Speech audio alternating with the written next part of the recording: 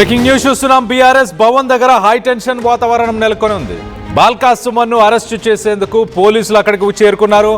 BRS భవన్ను భారీ సంఖ్యలో పోలీసులు చుట్టుముట్టారు. సింగరేణి పైన అనుచిత వ్యాఖ్యలు చేశారంటూ సుమన్ పై కేసు నమోదైంది.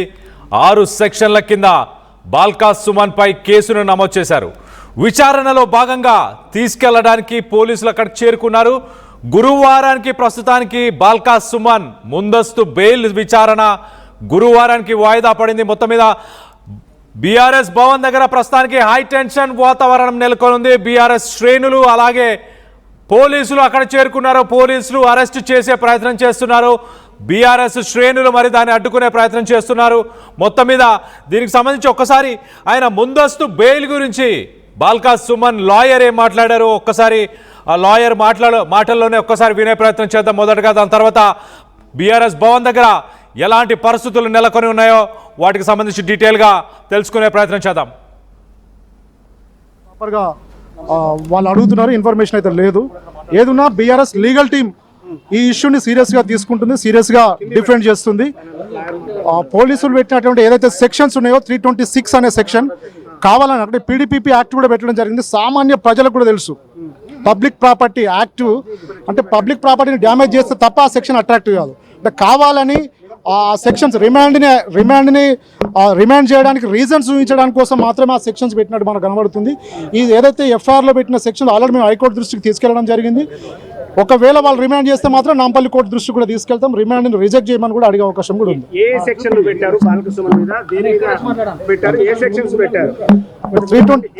326, 351, 352, 353, 55, 61 బిఎన్ఎస్ అంటే పీడీపీపీ యాక్ట్ కూడా పెట్టడం జరిగింది. కంప్లైంట్కి అదేవిధంగా ఎఫ్ఐఆర్లో ఉన్న సెక్షన్స్కి మనం చూసుకున్నట్టయితే కంప్లైంట్లో ఉన్న సెక్షన్స్ ఎక్కడ కూడా ఎఫ్ఐఆర్లో మెన్షన్ చేయలేదు. Complaint basing on the complaint వాళ్ళు గవర్నమెంట్ అధికారులే కంప్లైంట్ ఇవ్వడం జరిగింది. గవర్నమెంట్ అధికారులు కంప్లైంట్ ఇచ్చినప్పటికీ ఆ కంప్లైంట్ని ఎగ్జామిన్ చేయకుండా ఎఫ్ఐఆర్ నమోదు చేయడము, కంప్లైంట్ని ఎగ్జామ్ చేయకుండా ఇన్వెస్టిగేషన్ చేయకుండా ఎఫ్ఐఆర్లో కొన్ని సెక్షన్స్ని 326 అంటే 10 సంవత్సరాల శిక్ష పడే సెక్షన్ను అందులో మెన్షన్ చేయడం అనేది క్లియర్గా పోలీసులు ఇందులో ఒక పొలిటికల్ వెండక్టాని ఒక వాళ్ళకు లోబడి ఈ కేసు పెట్టి అనడానికి క్లియర్గా ఆ సెక్షన్స్ మనకు చూస్తే మనకు అర్థమవుతుంది. క్లియర్ లీగల్ టీమ్ సీరియస్గా ఆల్రెడీ హైకోర్టు దృష్టికి ఎఫ్ఐఆర్ రాంగ్ అని చెప్పి హైకోర్టు దృష్టికి కూడా మేము తీసుకెళ్లడం జరిగింది. ఇన్స్పెక్టర్ బెయిల్ మూవ్ చేయడం జరిగింది. ఒకవేళ బాల్కా సుమన్ గారు అరెస్ట్ చేస్తే నాంపల్లి కోర్టులో సీరియస్గా రిమాండ్ రిజెక్ట్ చేయమని చెప్పి బీఆర్ఎస్ లీగల్ టీమ్ డిఫెన్స్ చేస్తుంది. గురువారం యాక్చువల్లీ పోలీసు వాళ్ళకి నిన్న నోటీస్ పోయింది. వాళ్ళ కౌంటర్ కోసం గురువారం టైం తీసుకోవడం జరిగింది. వాళ్ళ దృష్టిలో ఉంది అంటే హైకోర్టులో మేము మూవ్ చేసినట్టు సిఆర్ఎల్పీ మూవ్ చేసినట్టు పోలీసులకు నాంపల్లి పోలీసు వాళ్ళకి నోటీస్ కూడా పోవడం జరిగింది. గురువారం వరకైతే ఇన్స్పెక్టర్ బెయిల్ వచ్చేది. కానీ ఈరోజు అంటే తెలంగాణ వ్యాప్తంగా ఒక పొలిటికల్గా అంటే కాంగ్రెస్ ప్రభుత్వం చేస్తున్న ఒక రకమైనటువంటి ఇల్లీగల్ ఇన్వెస్టిగేషన్ అన్నట్టు మనకు క్లియర్ కనబడుతుంది. ఇందులో మేము ఇంటర్వ్యూ వెకేషన్ బెంచ్ కాబట్టి ఇంటర్వ్యూ పడగాలి. క్లియర్గా మేము ఇన్స్పెక్టర్ బెయిల్ ఇవ్వమని అడిగాము. ఏదైతే కంప్లైంట్లో ఉన్న కంప్లైంట్కి అది ఇంగ్రీడియంట్స్కి అదేవిధంగా ఎఫ్ఐఆర్లో ఉన్న సెక్షన్స్కి ఆ సెక్షన్స్ అట్రాక్ట్ కావు కాబట్టి మాకు inspector bail VR right to bail అనేది హైకోర్టు దృష్టికి తీసుకెళ్ళాము. హైకోర్టు ఇమీడియట్గా వాళ్ళకి నోటీస్ ఇచ్చింది. వాళ్ళ కౌంటర్ కోసం గురువారానికి పోస్ట్ చేయడం జరిగింది. యాంటిసిపేటరీ బెయిల్ కోసం కోర్టు కొంత సమయాన్ని తీసుకుంటున్నట్టు తెలుస్తుంది. సో మొత్తం మీద దానికి సంబంధించి బాల్కా సుమన్ అడ్వకేట్ మాట్లాడారు. ప్రస్తుతానికి బీఆర్ఎస్ భవన్ దగ్గర హై టెన్షన్ వాతావరణం అయితే కొనసాగుతుంది. మన విజువల్స్లో చూడొచ్చు. అక్కడికి భారీగా పోలీసులు చేరుకున్నారు. బీఆర్ఎస్ భవన్ చుట్టూ పోలీసులు మోహరించారు. బాల్కా సుమన్ని మరి ఏ క్షణమైనా అరెస్ట్ చేసే అవకాశం ఉందా? బీఆర్ఎస్ శ్రేణులు దాన్ని అడ్డుకునే అవకాశం ఉందా? మరోపక్కన బీఆర్ఎస్ ఇటు బాల్కా సుమన్ అడ్వకేట్ కూడా ఇప్పుడున్న ప్రభుత్వం కక్షపూరిత సాధన కోసమే బాల్కా సుమన్ని అరెస్ట్ చేసే ప్రయత్నం చేస్తున్నారు. తప్పుడు కేసులు పెట్టే ప్రయత్నం చేస్తున్నారు. గతంలో మనకు తెలుసు బాల్కా సుమన్ ఇటు తెలంగాణ బొగ్గుగని కార్మిక శాఖ సంఘంకి సంబంధించిన ఒక మీటింగ్లో ఆయన మాట్లాడుతూ ఇక సోషల్ మీడియాలో ప్రెస్ మీట్స్ కానీ ఒక్కసారి బీఆర్ఎస్ భవన్ దగ్గర ఎలాంటి పరిస్థితులు నెలకొని ఉన్నాయో ఒక్కసారి తెలుసుకునే ప్రయత్నం చేద్దాం. ఒక్కసారి అక్కడ హై టెన్షన్ వాతావరణం ఉంది. మా ప్రతినిధి మధు ఉన్నారు. మధుతో మాట్లాడి తెలుసుకునే ప్రయత్నం చేద్దాం.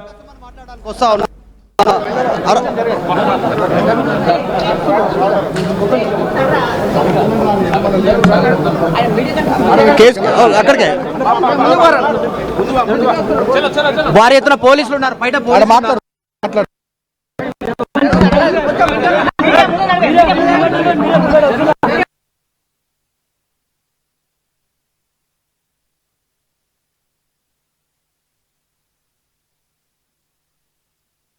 బాల్కా సుమన్ తనతో పాటు చాలా మంది కార్యకర్తలు ఉన్నారు. వాళ్ళందరూ కూడా చాలా ఫెరోషియస్ గా భవన్ నుంచి బయటకు వచ్చే ప్రయత్నం చేస్తున్నారు. అంటే పోలీసులను కలిసి మాట్లాడే ప్రయత్నం చేస్తారా, పోలీసులకు సరెండర్ అయ్యే ప్రయత్నం చేస్తారా, మరి ఎలాంటి పరిస్థితులు నెలకొన్నాయి? బీఆర్ఎస్ భవన్ లో అయితే ప్రస్తుతానికి హై టెన్షన్ వాతావరణం నెలకొని ఉంది. మనం చూడొచ్చు ఆ గేట్ల దగ్గర, గేట్ల బయట భారీగా పోలీసులు మోహరించి ఉన్నారు. మరో పక్కన ఎగ్జిట్ డోర్, మరో పక్కన ఇంకొక గేట్ వైపు కూడా భారీగా పోలీసులు మోహరించున్నారు. ఉదయం తన అరెస్ట్కి సంబంధించిన వార్తలు వచ్చాయి. మొదటగా తన అరెస్ట్కి సంబంధించిన వార్తలు వచ్చినప్పుడు లేదు, నేను అరెస్ట్ అవ్వలేదు, నేను ప్రస్తుతానికి బీఆర్ఎస్ భవన్లోనే ఉన్నాను అంటూ బాల్కా సుమన్ చెప్పుకొచ్చారు. దాని తర్వాత మధ్యాహ్నానికి పోలీసులు మొత్తానికైతే తన అరెస్ట్కి ప్లాన్ చేసినట్టు తెలుస్తుంది. మరి అరెస్ట్ తర్వాత నాంపల్లి కోర్టుకు తీసుకెళ్తారా, మరి అరెస్ట్ జరిగే అవకాశం ఉందా? ప్రస్తుతానికి హై టెన్షన్ వాతావరణం అయితే నెలకొనుంది. మనం చూడొచ్చు విజువల్స్ లో కార్యకర్తలు అక్కడికి చేరుకున్నారు, అడ్వకేట్ కూడా అక్కడే ఉన్నారు. మరో పక్కన యాంటిసిపేటరీ బెయిల్ కోసం కూడా గురువారం దాకా సమయం కోరుతున్నారు. వాళ్ళకు కూడా ఆపోజిట్ పార్టీకి కూడా సంబంధించి కౌంటర్ని కూడా దాఖలు చేసినట్టు తెలుస్తుంది. ఆయన పైన నమోదైన కేసులకు సంబంధించిన సెక్షన్స్ని కూడా ఒకసారి చెప్పే ప్రయత్నం చేస్తా. మొదటగా 326G, అలాగే 351(3), 353(1) సబ్సెక్షన్ బి, అలాగే read with section 55, read with section 61 subsection 2A BNS PDPPA act కూడా పెట్టారు. సో మొత్తం మీద తన పైన మరి మిలిటెంట్ లాగా బిహేవ్ చేయాలి, మిలిటెంట్స్ లాగా, ఒక రాడికల్స్ లాగా బిహేవ్ చేయాలి, జిఎం ఆఫీస్ని తగల పెడదాం, సింగరేణి భవన్ని తగల పెడదాం, అంతేకాని మహా అయితే ఒక నెల రోజులు జైలుకి వెళ్ళి రావాల్సి వస్తుందేమో, ఒక 40. రైట్, బాల్కా సుమన్ మాట్లాడుతున్నారు, ఒక్కసారి వినే ప్రయత్నం. ఈ 3 సంవత్సరాల పాలనలో ప్రభుత్వం ఇచ్చిన 6 గ్యారంటీల మీద కానీ, 420 హామీల మీద కానీ, వివిధ డిక్లరేషన్ల మీద కానీ అయితే గట్టిగా మాట్లాడుతున్నారో, ప్రశ్నిస్తున్నారో వాళ్ళందరి మీద అక్రమంగా కేసులు పెట్టి జైలుకు పంపించి వేధించుడు వారికి పరిపాటిగా మారిపోయింది.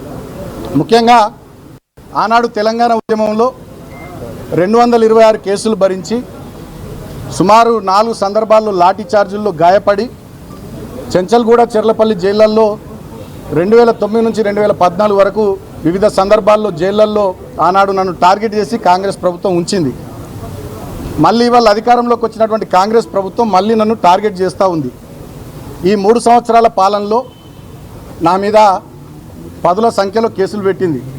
మరి పాత రికార్డు వీళ్ళు బద్దలు కొడతారో ఏందో తెలియదు. గతంలో 226 కేసులు ఉన్నాయి నా మీద తెలంగాణ ఉద్యమంలో. ఆ రికార్డు బద్దలు కొట్టాలనుకుంటారో ఏమో ఇప్పటి కాంగ్రెస్ ప్రభుత్వం. అక్రమంగా అనేక కేసులు పెట్టి నన్ను వేధిస్తూ ఉంది.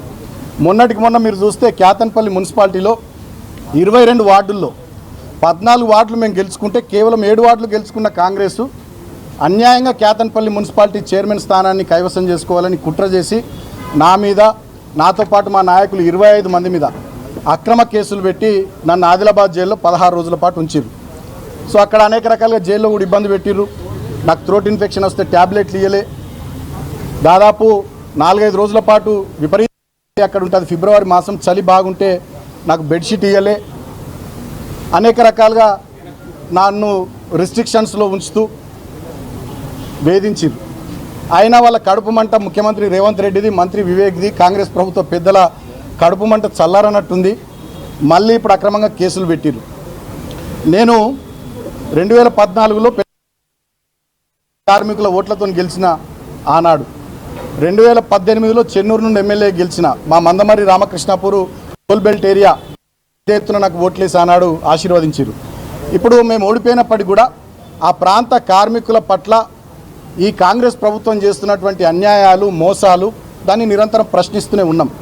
మేము ప్రశ్నిస్తే కూడా, మాట్లాడితే కూడా తట్టుకోలేకుండా ప్రభుత్వ పెద్దలు సంయమనము, సహనం లేకుండా వ్యవహారం చేస్తూ ఉన్నారు.